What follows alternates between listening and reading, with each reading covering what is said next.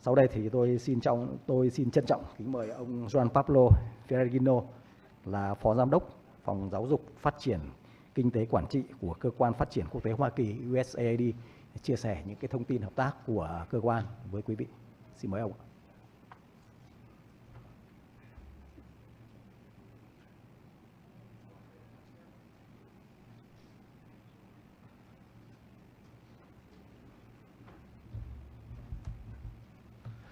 Cảm ơn. Xin chào các anh, các chị. Tôi là Juan Pablo và tôi nói một chút tiếng Việt.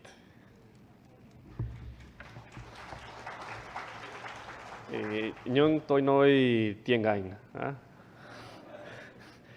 So, good morning. Thank you to the Director General, to the Deputy, to everyone at MOIT for putting this on, for my colleagues from the US government, and Barbara as well, who used to be USG, for her frank words. So today I'd like to talk a little bit about the support that was alluded earlier that USAID has provided Vietnam. I consider it more of a partnership really, and what we've been able to do, because it's not all one-sided, right? It takes two people to actually come together and to do this. Let's see.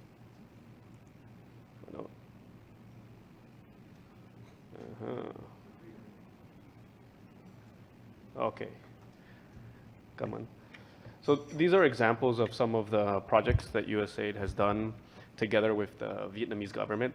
We have done about 6 over 2 decades, and they're all worth about $150 million. So it's actually a quite substantial amount of money that we've been able to bring to Vietnam and cooperate together. And so a lot of these programs have to do with technical assistance. You'll see the first point there under the star 1, star 2, star plus, dealing with the World Trade Organization. We have also inclusive growth. We have trade facilitation programs. And then most recently, we had a Link SME program, really targeting the SMEs and the small and growing businesses within the Vietnam economy. So I think right now there's maybe around 850,000 SMEs in Vietnam, at least the ones that are formally registered. And we also have another activity that's going on right now called the Improving Private Sector Competitiveness one.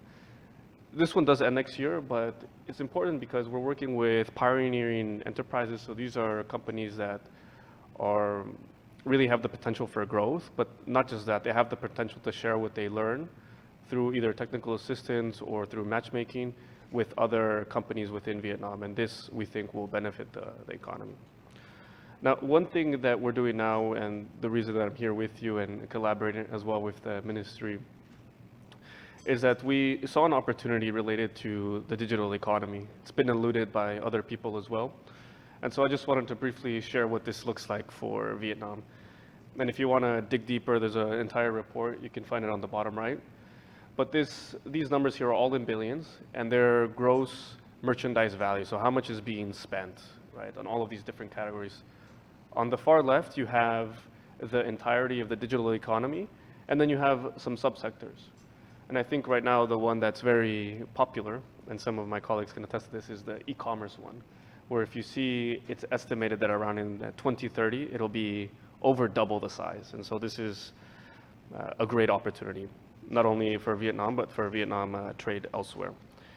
And so with that, it brings me to the digital trade activity that we have with the Ministry of Industry and Trade. And so this activity is really, I really enjoy it. It's really cool. And the reason it's cool is because it's one thing to talk about digital, but it's another thing to adopt it and then to go and implement it. It was announced by President Biden in September 2023.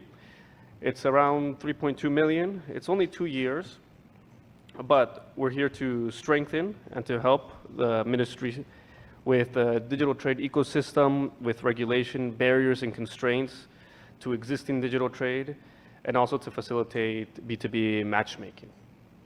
And so this is very cool because you see that the government itself is taking interest for the benefit of the people and for the benefit of the SMEs that are here.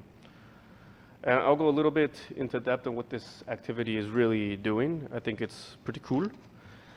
So one thing is improving rules of origin, and so this is alluding to knowing where a product originates from, right? Is it truly a Vietnamese product?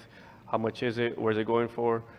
And this is to reduce risk for the traders so that they know what they're getting themselves into, where it's going, and also specifically for the US when they want to export there. Now this middle one relating to B2B matchmaking platform, this is really, imagine an online platform where you can go and you can match your company or your services or the product that you're selling to someone who might be interested in the United States. And someone in the United States who's looking for a specific product because perhaps they're trying to diversify their supply chain, sees or thinks of Vietnam, can go onto this platform and then can find a supplier or compare them and then decide what to do for their business. This is not built yet, but it's in the works right now, as well as this final thing on the right, which is traceability. And so this is related to not just the origin of the product, which is the first one, but really what that product is made from, where is it coming from, what percentage is coming from what region. So a little bit of an exaggeration, but imagine you take out your phone, you scan a product, and then you know 30% is coming from northern Vietnam, 40 from the south, something to this effect. And this can be used for suppliers who are trying to either follow regulations or even the end consumer who really cares about where the product comes from. And so this is specific to the Vietnam digital trade activity. Now, I did come up with some, a little bit, I would admit, generic challenges and opportunities for trade with Vietnam, not just with the US, but also for the world. And so these are, I'll put them up here just so you can see. But the opportunities, number one, I would say digital.